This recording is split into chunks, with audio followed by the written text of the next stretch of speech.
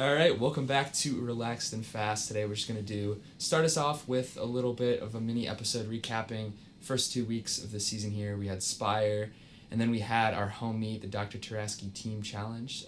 So, Coach, I'll just let you start us off here. How do you think it's going so far? Yeah, I think, like any season, any track meet, we've had some good, we've had some not great, we've had some in between. Really excited about where the guys mid-distance group is heading, especially right now. I'm really excited for the DMR this weekend at Ashland. I think we had some good stuff happen at Spire. Most of the people were running somewhat off events or racing up or racing down and that kind of thing. But I think we came out of the gate strong. I think we were really competitive within the heats that we were running in. And I think especially with, the TF plague that hit the team, I think we performed really well despite all of that too. So I was really excited about that. And then, from a team perspective, not just the distance group, I think we've had some really good stuff happen over the past couple of weeks. Our men's team won the Dr. T Challenge by quite a few points. They were fairly dominant within that meet, and that's a big deal. It's been a while since our men's team has looked as good as they have, and we have some standouts on the women's side that are doing a really good job.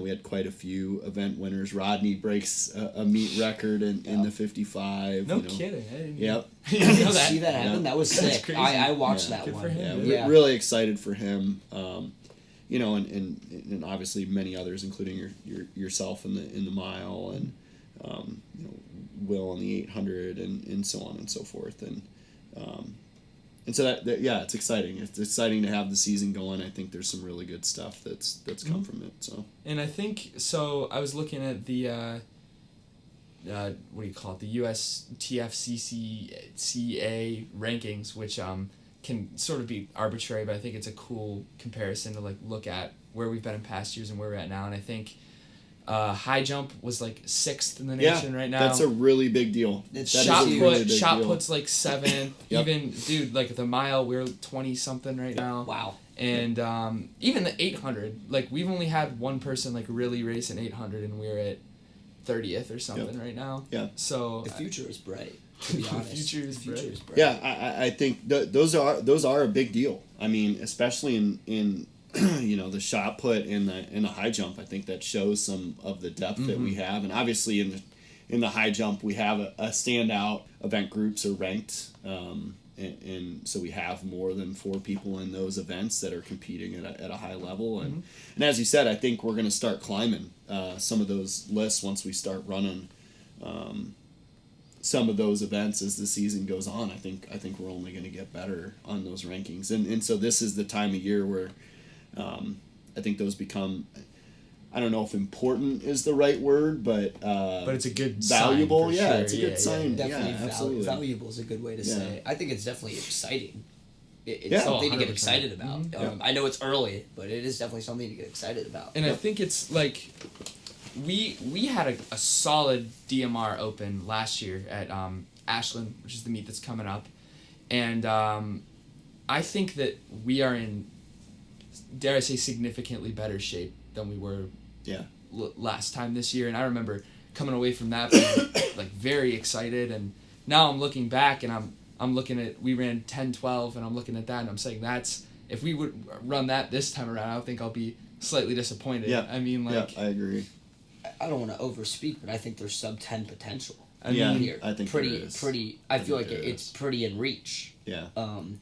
If it's not this meet. Yeah, I was talking to Will today, and even losing Gehrig, having you and Sam and Wes that much more experienced and running better, and then adding somebody with, I mean, Will's new to collegiate running, but he's run at New Balance Nationals. Exactly. He's been on a state championship team. He's been on a state He runner-up has 4x8 that team. big meet experience. Yeah, at least that he knows when the pressure's on, how to act to some extent. And he's a competitor. Yeah. And he has to keep his spot because Nate James is right on his 20. CU. He really wants to run on that relay too. Which is another thing to get excited about. It's getting competitive of like the spots, which is incentivizing the people already on it to keep their spots and run even harder.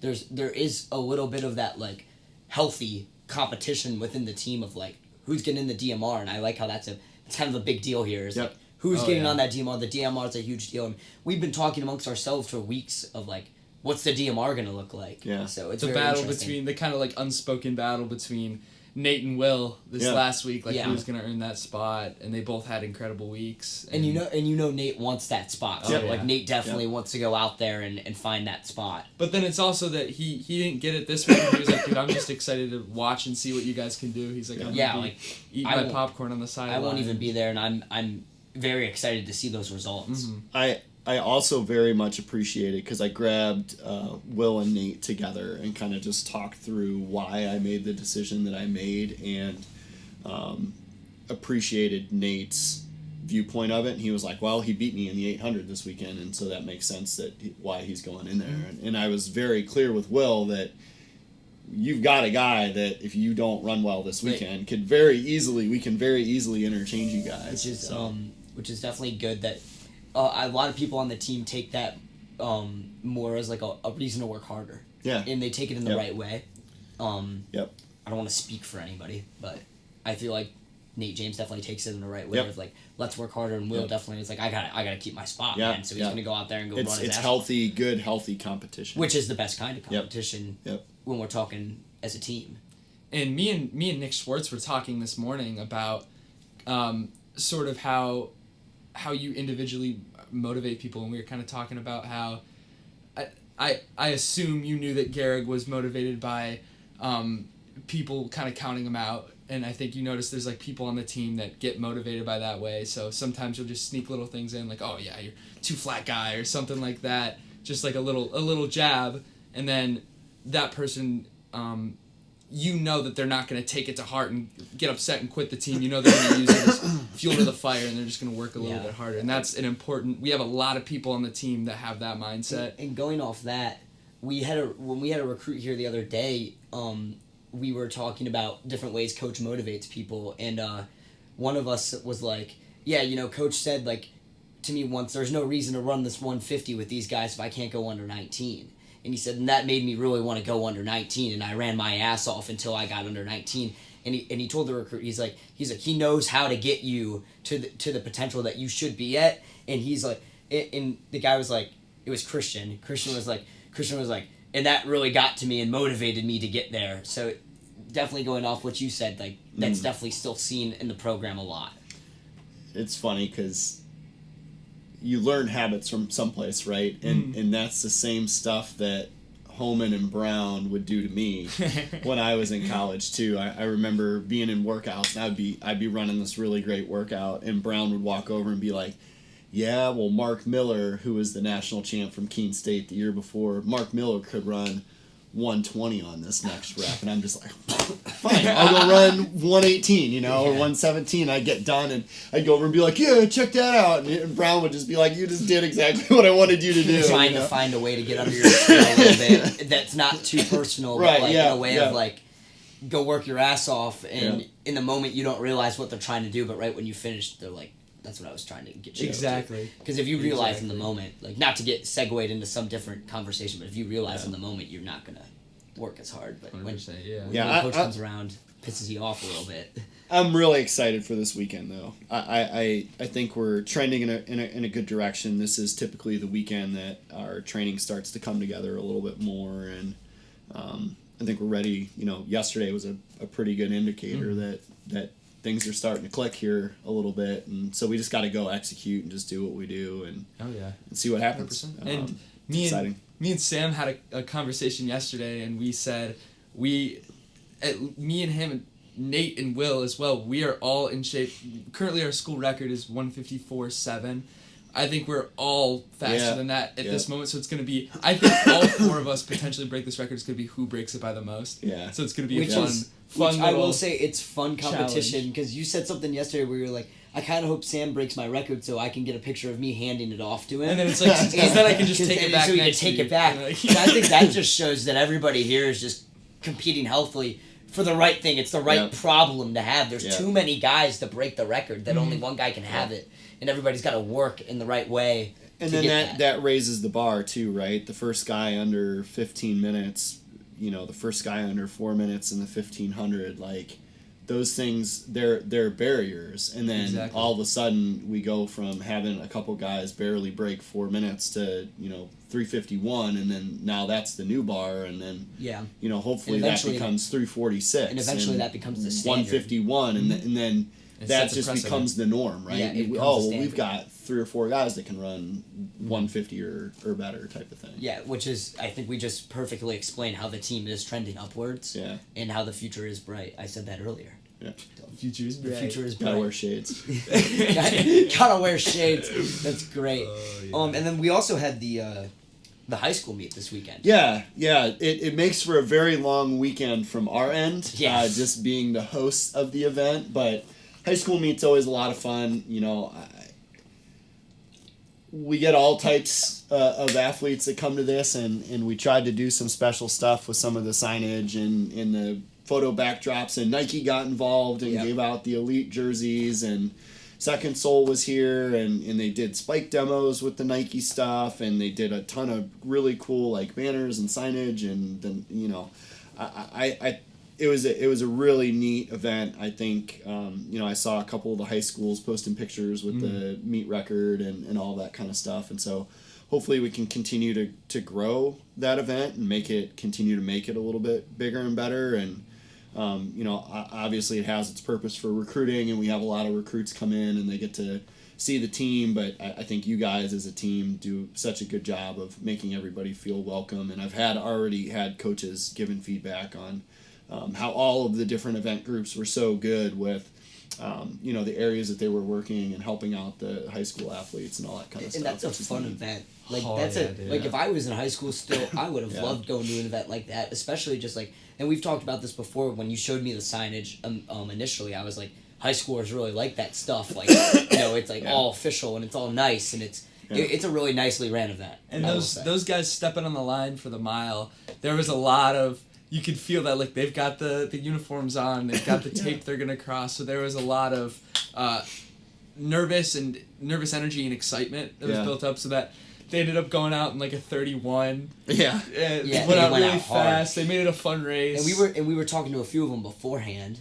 One of them used to run with Dylan, so we were talking to him, and we were talking to a few guys that we've talked to as recruits before, and one of the guys in the race was already committed here, but we got to talk to them before, and they're all giving us their individual race plans and what they think this is going to go like. Yeah. So it's interesting to hear that, and then they go out there and they get out in like a 31, and how you are see they a few gonna elbows adjust? fly, and you're like, Yeah. wow, okay, this is going to be a good race. So And then the hope with this one is we're trying to build into the Midwest Elite Meet on June 14th. And so Nike is coming back, and we'll have, for lack of a better term, open sections earlier in the day, and then we'll have the elite sections, and they're already talking about doing honeycomb pattern yellow jersey and all that kind of stuff. The jerseys was a sick touch. I thought the jerseys looked awesome. I was saying, dude, I'm like, I should do my 5th year of eligibility in Medina, come back and grab myself Just a go jersey. run a jersey, yeah. Your meet record survived, though. It did. I was record biting my survived. nails. They got out on pace, and then that second lap was a little bit slow, or the second 200 was a little bit slow. I was like, all right, I might be safe, and then they just didn't quite close it down. But I was probably hoping it would get broken. It would be a cool picture opportunity. Yeah. Maybe next year. Survives another year. But it also sounded like I didn't get to watch it. I was obviously preoccupied doing jobs and stuff, as most of the team was. But when I did get out to the track to watch the mile, it sounded like the field events were going very well. It sounded like high jump was getting very interesting. I heard a bunch of people cheering. The whole facility was clapping. And I know Berea Mid-Park has some good jumpers as well. So it sounded like those guys might have been firing out there. So that sounded interesting too. So it wasn't even just the running events. It was, everybody was the elite performing. shot was very, very good as well. The 55, those races were pretty hot too.